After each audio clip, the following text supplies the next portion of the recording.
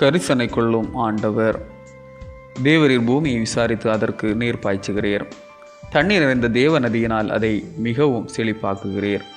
இப்படி நீர் அதை திருத்தி அவர்களுக்கு தானியத்தை விளைவிக்கிறீர். அதன் வரப்புகள் தணியத்தக்கதாய் அதன் படைச்சால்களுக்கு தண்ணீர் இறைத்து அதை மலைகளால் கரைய பண்ணி அதன் பயிரை ஆசீர்வதிக்கிறீர். சங்கீதம் 65:9-10.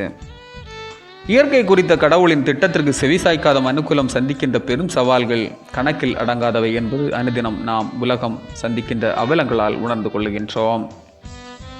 கடவுள் இயற்கையை பாதுகாக்கின்ற பொறுப்பை மனுகுலத்திற்கு கொடுத்திருக்கிறார். ஆனால் மனிதர்கள் ஆபத்தினை உணராமல் இயற்கையை பாழ்படுத்துகின்றனர். உலகை குறித்த கடவுளின் திட்டத்திற்கு மாறாக மனிதர்களின் செயல்பாடுகள் இருந்தாலும் கடவுள் உலகை வழிநடத்துகிறார் என்பது அவரது நடத்துதல்களால் உணர்ந்து கொள்ள முடியும். சங்கீதம் 65 இயற்கை நிகழ்ச்சிகளில், உலக நடப்புகளில், சமுதாய முன்னேற்றத்தில், ஆன்மீக வளர்ச்சியில், நாட்டு அமைதியில் கடவுளின் ஈடுபாட்டை கண்டு கடவுளுக்கு நன்றி ஏறெடுக்கின்ற வகையில் அமைந்துள்ளது. தேவரீர் பூமியை விசாரித்து அதற்கு நீர் பாய்ச்சுகிறவர் என்றும் வறண்டு கிடக்கிற பூமியை தேவ நதியினால் விளைவிக்கிறவர் என்றும் நாம் பார்க்கின்றோம்.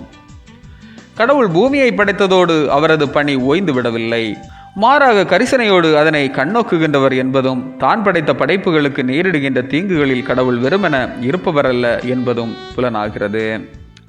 பூமியை பாதுகாக்கவும் பண்படுத்தவும் படைக்கப்பட்ட மனுஷன் கரிசனையற்று இருத்தலாகுமா? கூடாது அல்லவா?